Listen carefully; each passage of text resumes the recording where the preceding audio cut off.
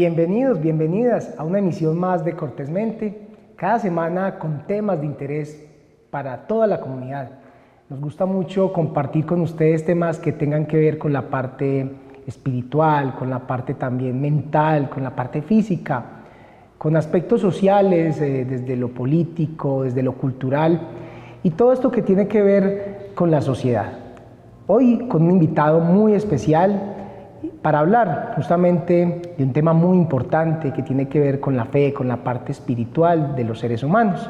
Hemos invitado para hablar hoy cortésmente al sacerdote católico, el padre Víctor Quiseno Montes, quien además tiene su trabajo, desarrolla su vocación acá en el municipio de Retiro. Padre, bienvenido, qué rico tenerlo en el programa. Un buen momento para todos, gracias Camilo por la invitación. Bueno, padre, quisiera antes de entrar en algunos temas muy importantes, hablar un poco de esa parte personal, conocer un poco más de usted, padre. Padre, ¿usted dónde nació? ¿Hace cuánto es sacerdote?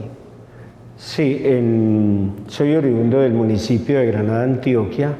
Nací en una vereda llamada La Honda, media hora de este municipio, que está aquí en el oriente antioqueño.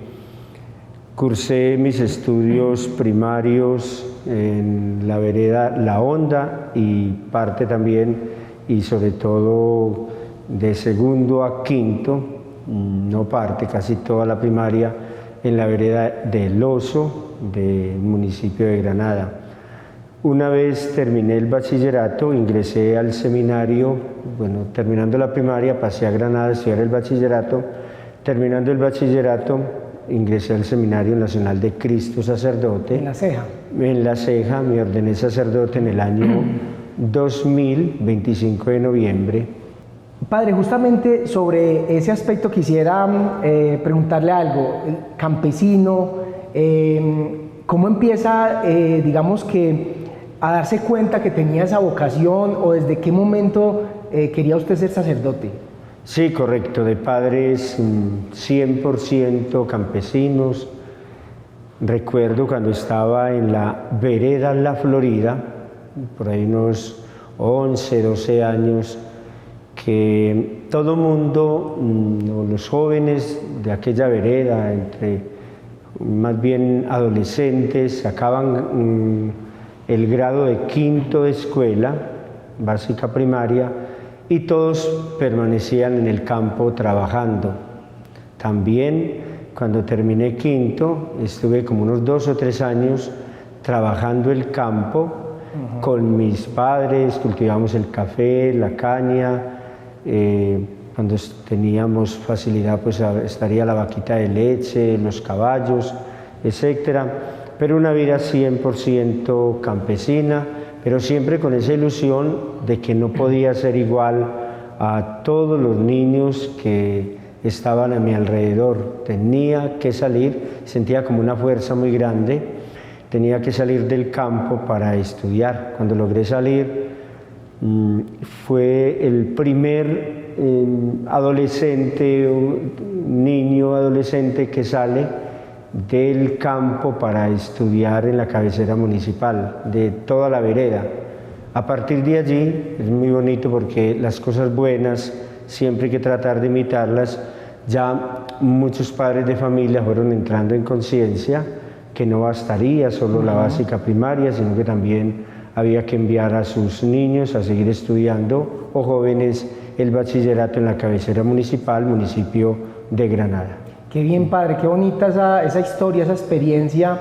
Y ya digamos que hablemos de esa trayectoria ya como sacerdote. Usted llega acá al municipio del Retiro y quisiera, padre, que nos referenciara 2 aspectos, su trayectoria, pero también cómo llega a algo que yo antes del programa le decía, tiene usted como una marca y es la misión Pura Vida. Hablemos de esos 2 aspectos, padre. Sí, en el primer aspecto me permito hacer un recorrido así brevemente. Me ordeno sacerdote en el año 2000, comienzo mi ministerio sacerdotal en la parroquia Nuestra Señora de los Dolores en el municipio de San Carlos. allí donde estaba todo el foco de la violencia, grupos armados al margen de la ley, que indiscutiblemente hacían sufrir mucho el pueblo, pero estar uno allí como sacerdote y lo que llamamos nosotros los sacerdotes, las primicias sacerdotales, pues notaba uno la importancia de sembrar esperanza en un pueblo totalmente desanimado, pero que a la vez por la fe y la evangelización lograron mantenerse muy unidos. Y bueno, quienes desafortunadamente fallecieron, oramos por ellos, porque fueron circunstancias sumamente difíciles allí en San Carlos. Estuve 2 años, luego del señor obispo, que era Monseñor Flavio Calle Zapata, ahorita obispo emérito, o arzobispo de Ibagué, siendo obispo de Asunción Río Negro, me envió a la ciudad de Bogotá, a San José de Bavaria. Allí tenemos nosotros un seminario para formar sacerdotes a la misión. Entonces estuve 4 años, 2003 al 2006, en el Seminario Intermisional de Bogotá. Luego al Perpetuo Socorro estuve 5 años como vicario parroquial, Perpetuo Socorro en Río Negro, cerca del Hospital San Juan de Dios, allí hasta el 2011. Luego en el sur oriente de Antioquia, por la zona de Nariño, corregimiento de Puerto Venus, allí estuve 4 años, prestando mi servicio misionero y también con mucha alegría en este pequeño corregimiento, pero una fe muy grande y hermosa de las comunidades. Paso luego al seminario de Marinilla, seguir en la formación sacerdotal en el año 2016, 2017 al 2019 en la parroquia San Joaquín y Santa Ana, otra vez en Río Negro, como párroco, y de la parroquia San Joaquín y Santa Ana tengo la gran noticia que el obispo me envía aquí. Entonces aquí llego el 31 de diciembre del año 2019. Estoy en 2 años y medio que no los he sentido por varios factores. Primero, porque es muy agradable estar aquí. Su gente, los habitantes son personas muy lindas, muy acogedoras. Y segundo, porque siempre me tocó estar mucho tiempo encerrado por el tema de la pandemia. Claro. A veces salgo a la calle y dice, padre, ¿usted trabaja aquí? Claro, apenas a partir de mitad del año pasado comenzamos como a incursionar un poco más en la proyección pastoral de esta linda comunidad. Padre, qué bonita su vocación, su servicio, porque ha tenido la oportunidad usted de estar en comunidades rurales, en comunidades un poco más alejadas de este centro, de este altiplano del oriente, pero también con la parte académica de formación, y en ese sentido pues creo que usted tiene muchos elementos para seguir adelante, y justamente creo que gracias a todo eso pues hoy usted, digamos que y fue nuestra intención de invitarlo, porque reitero, me parece muy interesante lo que usted viene haciendo desde la misión Pura Vida, donde usted pues utiliza ese mensaje, esa manera de seguir su vocación, de cumplir, digamos que con el evangelizar, pero además utilizando herramientas muy actuales. Hablemos de ese aspecto. Sí, en este momento pues cuento con el canal YouTube. La verdad no es un canal de farándula, ni es un canal que busque como tener pues muchos suscriptores para mostrarse el sacerdote como tal o el dueño del canal, sino mostrar a Cristo en la evangelización. ¿Cómo nace este canal? Pues llegando aquí en el año 2020 a la parroquia Nuestra Señora de los Dolores, el padre Belio, que era el párroco, me encomendó la pastoral juvenil. Entonces siempre me ha gustado, desde que llego a una comunidad, mirar cuál es el frente de mi trabajo y por supuesto poner todo mi empeño, orar mucho por esa focalización que debo tener en la proyección pastoral. Y por la gracia de Dios, el 15 de marzo más o menos que nos encerraron, ya teníamos 25 jóvenes que llegaban a la parroquia, y claro, ya comienza esta crisis tan tremenda de no poderlos reunir, no poderme comunicar con ellos. Entonces nace la idea del canal de YouTube, Misión Pura Vida porque ahí me han dicho Pura Vida como apodo. pero y la misión, porque es la esencia pues del sacerdote. Entonces nace este canal, sabemos que YouTube solo es del 2025, del 2005, de unos jóvenes en los Estados Unidos que crean este maravilloso medio de comunicación para uno mantenerse conectado con las personas. Qué bien, padre. Y quisiera, padre, justamente que habláramos como ustedes como sacerdotes tienen que estar constantemente escuchando, no solo digamos que lo que normalmente uno piensa que están los sacerdotes, la confesión, un consejo, la Eucaristía, ese medio directo con lo que es ya la formación de ustedes como sacerdotes, sino que ustedes están constantemente leyendo ese contexto, leyendo lo que pasa en la sociedad, para que esa palabra, que tal vez sea la misma, tenga, digamos, que nuevas herramientas y nuevas formas de llevarse. Eso es muy importante para, y sobre todo, por ejemplo, con los jóvenes, ¿cierto? Con los niños. ¿Cómo ha sido esa experiencia ahí, padre? Sí, claro, lo que pasa es que nuestro asidero principal del ministerio sacerdotal, como maestros de la palabra, ministros de los sacramentos, guía de la comunidad, pues nosotros tenemos como punto de referencia la palabra del Señor. Y si usted abre el libro del Éxodo, por allá como en el capítulo 3, en versículo 7, encontramos lo que se acuña, algo que se habla en la iglesia, teología de la comunicación. Sabemos que el principal comunicador en la historia de la humanidad pues es Dios, que a través de la encarnación en la persona de su Hijo, Jesús, pues viene y se comunica con el mundo, camina con nosotros. Ese texto, por ejemplo, habla que Dios ve la opresión, la esclavitud del pueblo, lee ese contexto que el pueblo hebreo le tocaba vivir allí en Egipto, y entonces hay que liberarlo. Entonces baja y lo libera. Lo hace con profetas, patriarcas, sacerdotes, pero todos estos también son desplazados, asesinados. Moisés logra conducir de alguna manera al pueblo, y luego, como último recurso, se comunica con el mundo a través de su Hijo, ¿cierto?, que vino y caminó con nosotros para la salvación. Entonces, desde ahí, desde ese punto de vista, nosotros tenemos que estar leyendo siempre mucho los contextos y mirar de qué manera se incursiona mejor con la palabra, inculturar el Evangelio. Y los medios de comunicación, pues sabemos que la Iglesia desde el Vaticano es ejemplo en ello, tiene los mejores medios de comunicación, al Papa lo mantiene muy informado absolutamente en todo, y cada sacerdote en cada comunidad, con sus emisoras, la facilidad de los canales locales que son muy generosos con la Iglesia, y se logra hacer contratos muy importantes para llegarle a las comunidades. Entonces creo este canal de Misión Pura Vida, donde la gente se va suscribiendo y se hacen ciertos programas. Más adelante, si quiere, le menciono algunos programas sobresalientes que se tienen por este canal. Así es, padre. Sí, he tenido la oportunidad de ver algunos, y me gusta mucho pues la manera en la que usted además lleva ese mensaje y le genera, digamos, que una herramienta tan importante a una persona que no necesariamente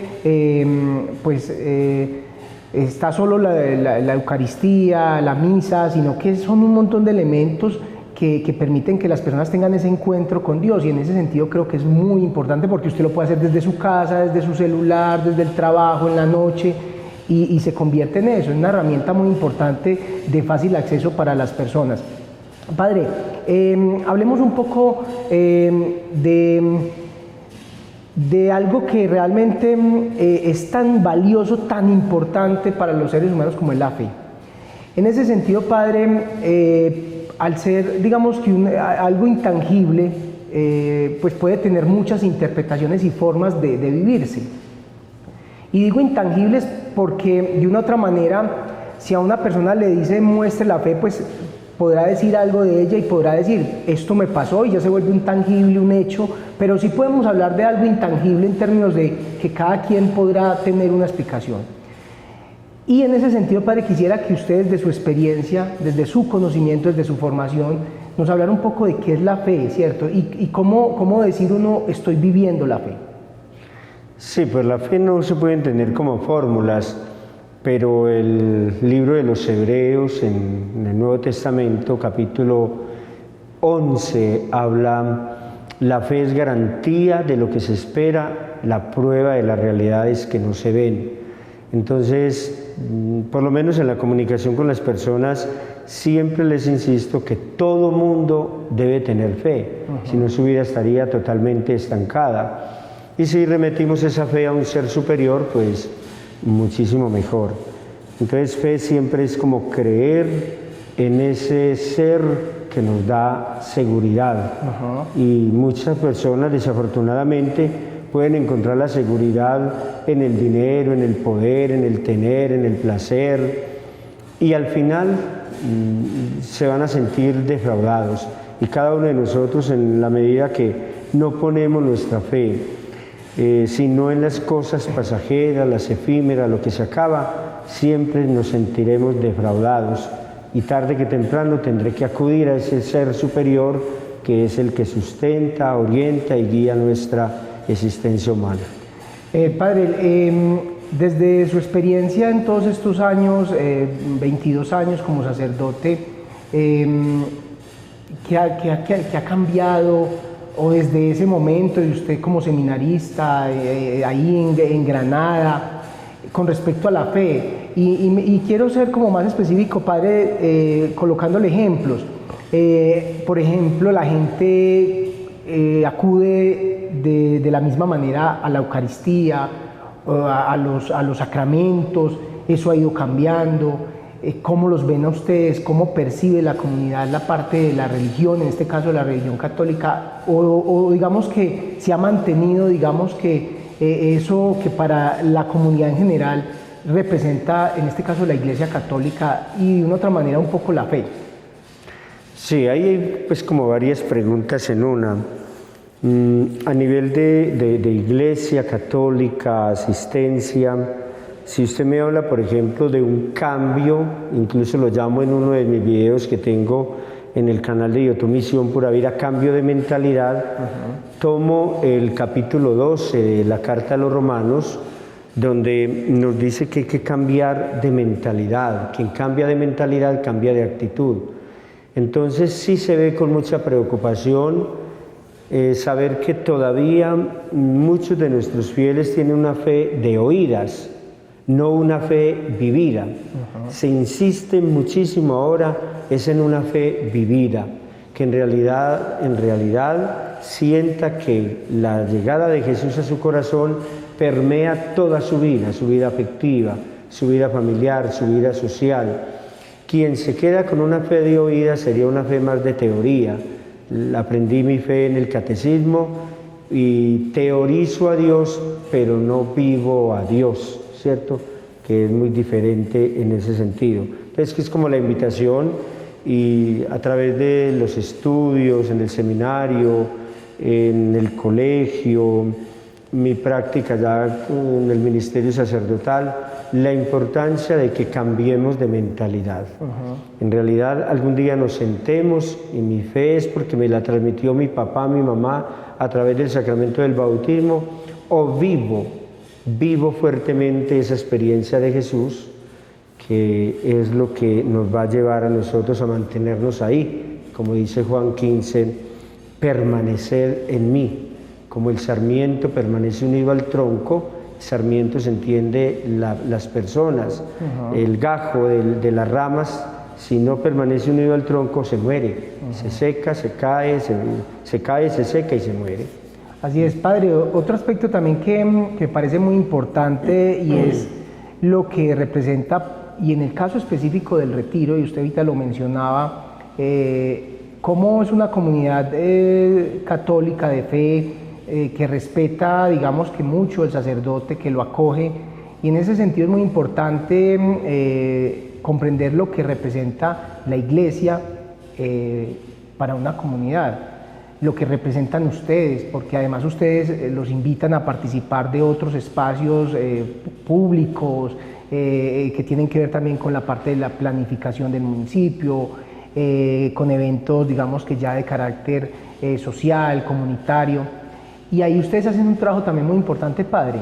Sí, Si uno mira la historia de la Iglesia, tuvo épocas, sobre todo en la Edad Media, que existió como ese maridaje entre la política y la religión, la política y la Iglesia, ¿cierto? Y la Iglesia católica, que tenía toda su hegemonía en aquella época.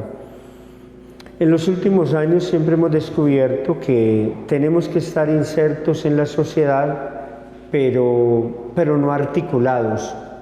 Se hacen programas de cooperación con los estamentos y el poder político, pero la Iglesia Católica no ha dado este paso, por ejemplo, que un sacerdote se lance a ser alcalde o a ser gobernador. Cuando lo hace, recibirá un permiso muy especial del obispo, pero sí cooperamos, porque al fin son como las dos autoridades que existen en el mundo, la autoridad civil, la autoridad eclesiástica, y nos gusta, y el padre Gianfredi, que llegó a nuestra parroquia durante este año, siempre nos ha insistido a nosotros los vicarios que hagamos presencia donde podamos estar, donde nos inviten, no desaprovechar estos espacios que son muy significativos. Precisamente dentro de unos minutos, si Dios quiere, estaré en una reunión que se hace muy valiosa, muy importante, donde hay representación de todos los estamentos civiles y religiosos de nuestro municipio, Consejo Municipal de la Juventud. Entonces allí se da el aporte, se escucha también por dónde va el municipio, cuál es el plan que se tiene a nivel de paz. Qué bien. Padre, nos quedan 4 minutos y quisiera como que usted nos hiciera una referencia con respecto, ya desde su parte humana, sobre sus proyectos, sobre lo que le ha significado a usted dedicar parte de su vida a ser sacerdote. Esos sueños, esas metas, esos propósitos de niño, de joven, cuando se dio cuenta que su vida iba o quería ser sacerdote, ha valido la pena, los ha cumplido, y cómo después de estos 22 años se siente a nivel también de logros, reitero, pero también me imagino que también es difícil porque es una carrera, es una vocación que no es fácil. Sí, la vida sacerdotal, pues en primer lugar uno tiene que sentirse instrumento de Dios. Es una pregunta pues un poco difícil de responder, pero como instrumento de Dios, Él es el que va haciendo la obra. El fin de la Iglesia es la salvación de las almas, y uno pues por el tiempo, pero uno sí tiene muchísimas experiencias que le hacen sentir al sacerdote, valió la pena ordenarme sacerdote, y me he sentido sumamente feliz, ya justo los 22 años de ordenado el próximo 25 de noviembre, y pareciera que fuese ayer que me hubiera ordenado. Yo, por ejemplo, no creo en un tema que hablan mucho, se habla mucho en la Iglesia, que la soledad sacerdotal, no. Creo que uno está con las personas, su amistad. No me gusta mucho hacer amigos para mí, los amigos que sean siempre para el Señor, para Cristo, y en ese interactuar con las personas va pasando el tiempo, en ese poner nuestro granito de arena para que la sociedad sea mejor, en un consejo, una confesión, en un encuentro que se tiene a veces con una persona incluso no creyente, porque le cuento que me encanta mucho, y el canal lo tengo abierto para que lleguen personas creyentes o no creyentes, porque en la medida que se establece un diálogo religioso o no con la persona, algo se aprende, y los televidentes o las personas que nos ven aprenden mucho también de esta realidad. Y aprovecho, Camilo, para felicitarlo por el programa, este programa, cortésmente, porque también hace parte de mi visión en la comunicación, y es que cuando llego a un pueblo procuro ver los programas que existen en las emisoras, en los canales, y el programa suyo me ha parecido muy valioso, entre otros programas que tiene Conecta. Entonces lo felicito por el manejo que le da a las entrevistas, el respeto, el cariño con el que habla y el contenido, que es lo fundamental para el aprendizaje de las personas. Padre, muchas gracias, en verdad que me genera mucha satisfacción escucharlo, y reitero que estos espacios, además, lo que es Conecta, la emisora de Tequendamita, todos estos espacios que están permeados por esas voces, por esos rostros de la comunidad, permiten justamente eso, Padre. Y quisiera que justamente termináramos con ese mensaje de acercarnos a estos espacios, a estos medios, a no dejarnos llevar de un mundo tan globalizado, donde nos llegan influencias de todo tipo, mensajes de todo tipo, donde ahora tenemos acceso a la información muy fácil, y en ese sentido hay muchos riesgos para los jóvenes, para toda la comunidad, de no acceder a cosas que realmente les sirvan para su vida. Entonces quisiera, Padre, que finalmente dejáramos un mensaje en ese sentido. Claro, pues invitar a las personas que no desaprovechemos estos espacios tan lindos que nos dan los medios de comunicación social.